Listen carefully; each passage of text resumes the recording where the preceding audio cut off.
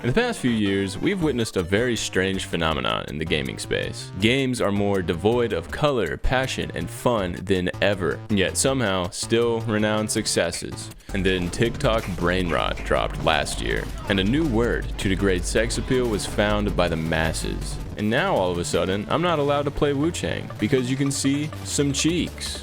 You're a Gooner. Gooner games, everybody. I genuinely can't stand this term. And not because I actively play them and defend them, but because nobody actually seems to understand what a Gooner game is. At first glance, you'd imagine this term referring to actual NSFW games like Hoonie Pop or Crush Crush. You know, games built with the idea of grinding your infatuation with no real substance. The type of games you keep seeing on the Nintendo Switch online store for some reason. And I know y'all watched that Hoonie Pop series back in the day. I see y'all. When I see you, I go nuts. Please, baby girl, let me touch on them cocoa nuts. Let me get the milk with the cocoa puffs. Feeling kinda freaky, get the go-go cuffs. But somehow, someway, a Gooner game can seemingly be whatever you want it to be. At this point, Marvel Rivals, a game based off comics that are in no way PG, is too sexy to be taken seriously, as if Overwatch was any better with their design of Widowmaker. But that happened when you were 12, so it's cool. I recommended Stellar Blade to a coworker of mine, and bro said, "Nah, I don't play Gooner games." But that comment came from someone whose favorite anime is as long as there's love, it doesn't matter if he's my brother, right? What is that? It'll get to a point where games like Stardew Valley and Fields of Mystria are Gooner games just because you can date fictional characters. But here's my real problem. Besides people not just wanting to give good games a try over this trend, why don't we consider old games Gooner games too? If Fortnite came out today, it would most certainly be considered one, especially since every one of y'all used to beat it to Sunstrider in Season 5. What about Batman Arkham City, with one of the most attractive female protagonists in gaming history? But that was 2011, so nah, not a Gooner game. I've seen the way people cream over Resident Evil characters on TikTok, but nah, that one don't count either. Bruh, even GTA 5, a game where you can literally cop dome and peep knockers, is fine by y'all's standards. What separates games like Ninja Gaiden from games like Wu-Chang? Not much, really. All these games that I've mentioned have real substance to them, an actual reason to play besides sex appeal. So let's go through a scenario here. It's 2003, you just beat Halo 2, you put in all the effort, you unlocked all the secrets, and now you're looking for something a little different. Calmer, maybe. Oh, good lord. Volleyball games of the early 2000s were very upfront with what they were selling. I mean, it's plastered all over the box. I wasn't expecting much booting up these two games, but funny enough, I was actually pleasantly surprised. Let's talk about Dead or Alive Extreme Volleyball first, a spin-off of Dead or Alive, which also takes place in the Ninja Gaiden universe. All of the main female characters show up on a secret private island owned by a man named Zach. Immediately got some bad implications from that given today's climate. Moving on though, the gameplay is pretty simple. Play through the days on the island, buying gifts, making friends, and playing against each other in volleyball. Now the thing that I noticed immediately about this game is just how pretty it was. The island itself, you know, the water, the colors, the lighting, it's all very pretty. You know, even my girlfriend saw it and liked it a lot. But you know, it's hard to ignore the fact that that's just not why you're playing this game. Obviously, that's going to be the girls playing volleyball. Volleyball is actually, you know, it's pretty fun. Very bare bones, you know, sometimes you feel like there's not really much you can do. Pretty difficult, and if you lose enough matches, whoever your partner is gonna abandon you. And you know what? I didn't like that. You know, that made me feel bad about myself. Oh my god. That's a really good bike.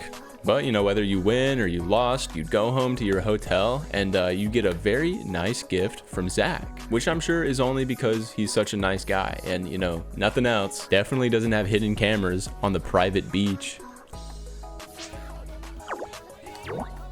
Oh my god. The way that the girls move around and like, you know, actually play the volleyball, or you know, they're jumping on these weird little things over here and sitting on the lounge chairs, you know, it looks good. It looks like pretty natural. Dude, they have a bunch of sodas back there. This place looks like a vibe. Dude, they need to remake this game, but in like VR. But that's another thing. If you don't want to play volleyball, you don't really have to. You can go hang out by the poolside. Here, I'm pretty sure you can hang out with, you know, your friends if they were to ever show up. They never did for me. Oh my god.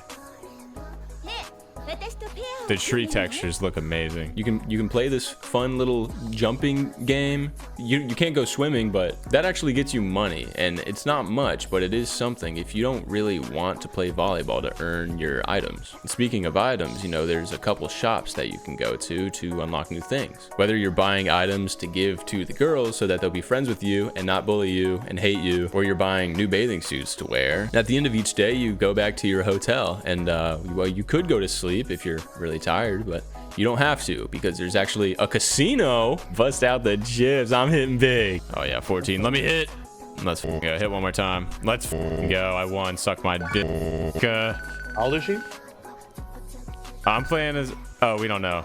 Bouncing, please bounce, bounce. Okay, no bounce that time. They're children, by the way. No, they're not. This one's 19. That's it, that's the whole game. You know what?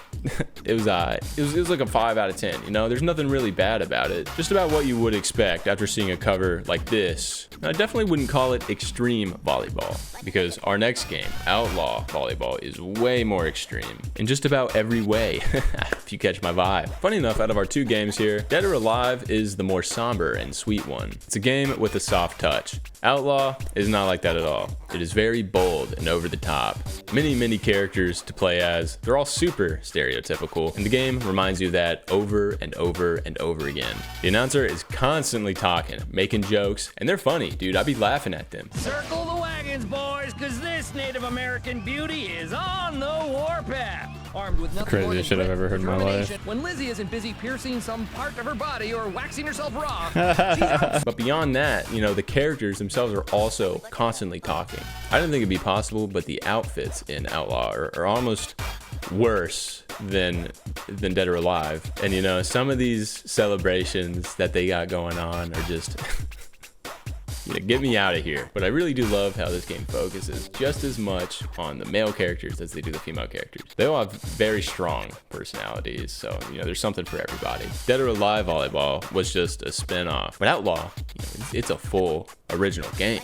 They have way more characters, way more stages. There's actual tours you can do with challenges. There is an actual challenge mode. They even have little special modes like hot potato and turbo moves to use, you know, if you really just need the win. But not only that, you can also just beat the shit out of each other. And so hopping into this, I really didn't think that I would like Outlaw Volleyball more, but this is definitively the better game.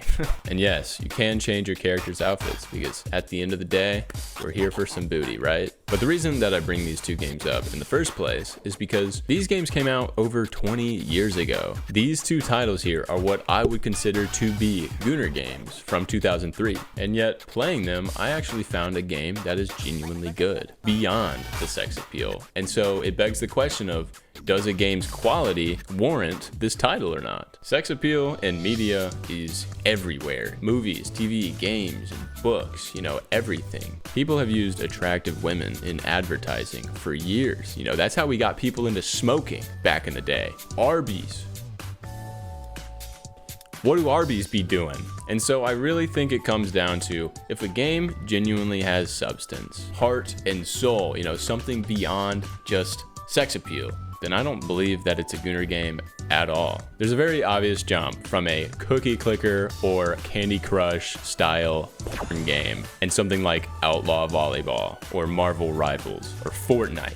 These are all games that have crazy ass. Who cares? Genuinely, play the game, have a good time.